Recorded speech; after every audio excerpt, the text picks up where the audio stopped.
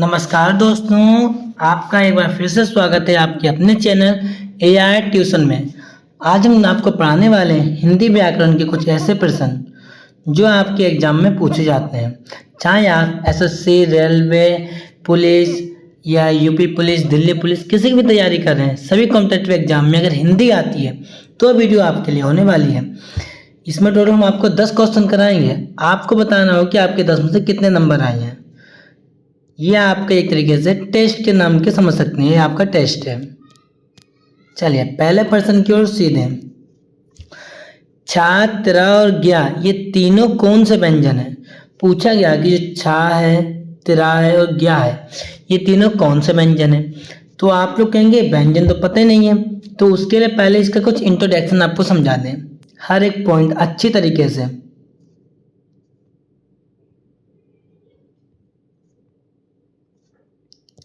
देखिए ध्यान से, पहला पॉइंट, जब दो अलग अलग व्यंजनों के मेल से बनने वाले व्यंजक को संयुक्त व्यंजन कहते हैं। जब दो अलग अलग व्यंजन हो, स्वर की बात नहीं कर रहे हैं, व्यंजन की बात नहीं, जैसे का हो गया, कोई से भी दो व्यंजन, जब दो अलग अलग व्यंजन से मिलकर कोई एक शब्द बनता है जो व्यंजन होगा उसको हम लोग संयुक्त व्यंजन कहते हैं। एग्जाम्पल के लिए जैसे का और सा को मिलाते हैं तो बनता है छा, का भी आपका व्यंजन है, सा भी व्यंजन है।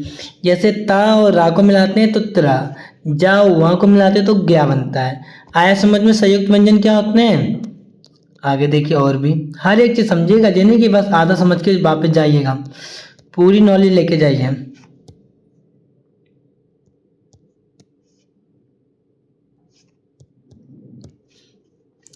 दूसरा पॉइंट, संस्कृत भाषा के जो शब्द बिना किसी परिवर्तन के हिंदी में उपयोग किए जाते हैं उन्हें तत्सम कहते हैं।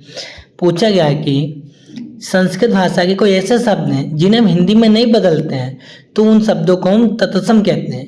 पेपर में समझ में आए तत्सम क्या होते हैं?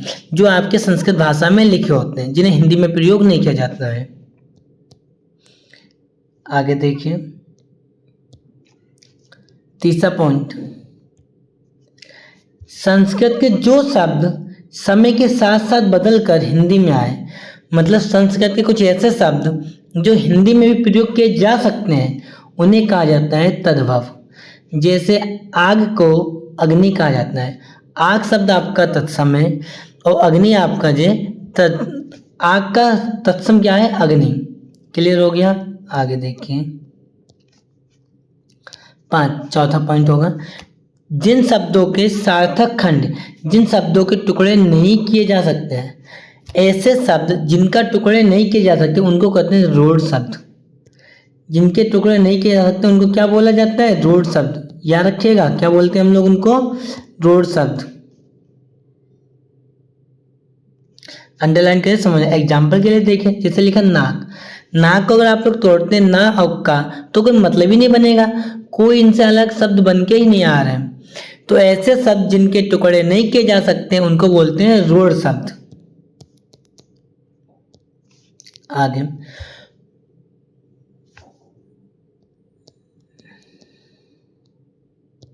इस पॉइंट को पढ़ते हैं जो इंपॉर्टेंट है।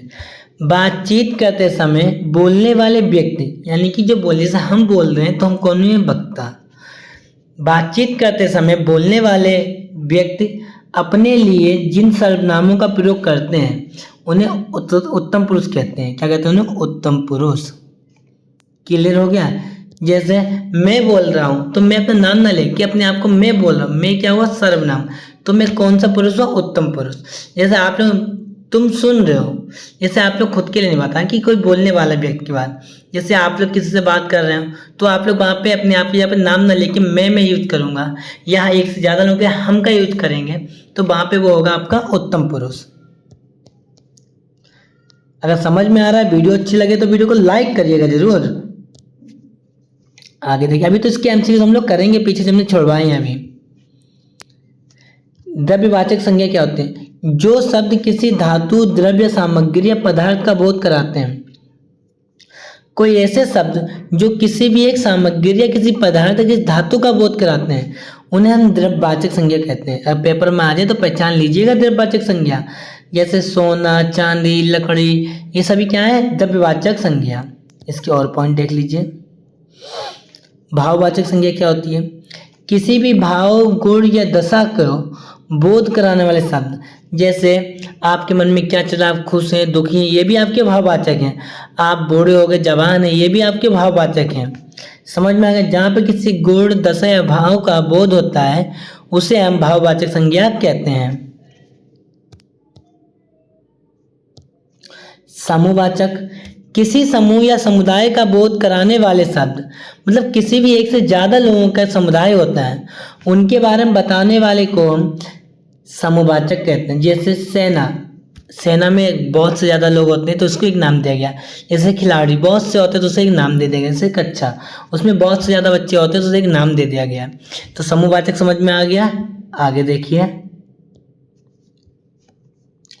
देशज शब्द और विदेशज, ये जरूर पूछे जाते पेपर में। देशज जो स्थानीय क्षेत्रीय बोली जाने भाषाएं, ऐसी भाषा जो हम लोग क्षेत्रीय अपने स्थान पर बोलते हैं उन्हें देशज कहते हैं।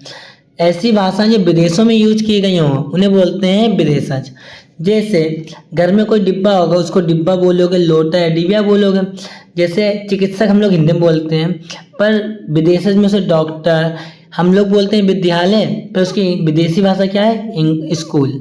आगे समझ में। चलिए अब क्वेश्चन की ओर। छा, त्रा, ज्ञा, ये तीनों कौन से व्यंजन है? छा किससे बनता है? का और सा से। तो ये संयुक्त व्यंजन हुआ, तो बताइए संयुक्त व्यंजन। सीधे सीधे आंसर। आगे देखिए, पुस्तक कौन सा शब्द है? जो पुस्तक है वो कौन सा शब्द है? ऑप्शन ए तद्भव, ऑप्शन बी तत्सम, ऑप्शन सी देशज, ऑप्शन बी विदेशज। देखिए अब इसको ये आपको बताना चाहिए, पुस्तक को क्या आप किसी और भाषा में लिख सकते हैं? नहीं, किताब अलग शब्द होता है। तो ये आपका हो गया तत्सम। क्या हो गया आपका ये? तत्सम। आप लोग बताइए तत्सम क्या होता है?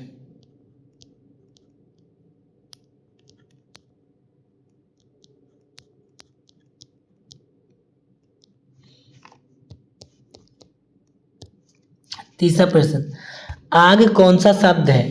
आग है वो कौन सा शब्द है? ऑप्शन है तत्सम है या तद्भव है या देशज है या विदेशज है। तो अभी हमने आपको बताया था आग और अग्नि का नियम। अभी देखिए आपको यहाँ पे दिखाया भी था।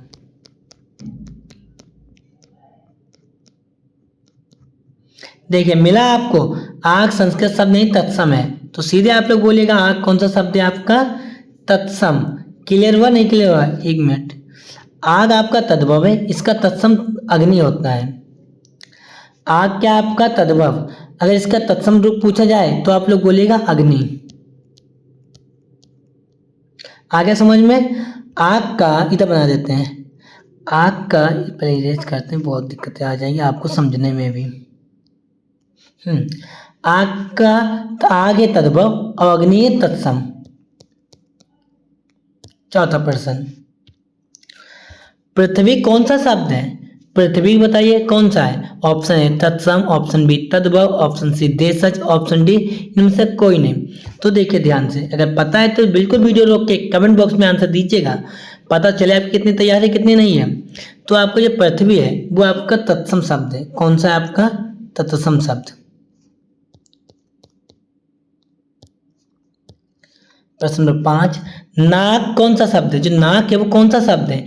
यौगिक है, रूढ़ है, योग रूढ़ है, इनमें से कोई नहीं। हमने आपको रूढ़ समझाया था जिसको हम तोड़ नहीं सकते हैं। नाक की आपको परिभाषा देखिए, ना प्लस अक, अरे इन दोनों का मतलब क्या हुआ? इन दोनों का जब कोई अर्थ नहीं आ रहा तो तोड़ा कैसे गया? जिसका कोई अर्थ होता है टूटने के बाद उसको बोलते हैं हम लोग अलग शब्द। पर इसमें क्या है आपका रूढ़ शब्द। नाक कौन सा शब्द है? रूढ़, क्यों? इसको तोड़ा नहीं जा सकता है, अभी बताया था हमने इसलिए। छठा, फूल कौन सा संज्ञा है? फूल कौन सा संज्ञा है? ऑप्शन ए समूहवाचक, ऑप्शन बी जातिवाचक, ऑप्शन सी व्यक्तिवाचक, ऑप्शन डी भाववाचक। अब देखिए, समूहवाचक जहाँ पे एक से ज्यादा लोगों की बात करते हैं, व्यक्तिवाचक जहाँ पे व्यक्ति होंगे, मनुष्य होंगे, भाववाचक जहाँ पे कोई इमोशन की बात करते हैं। तो बच्चा कौन है आपका? जातिवाचक। क्लियर हो गया?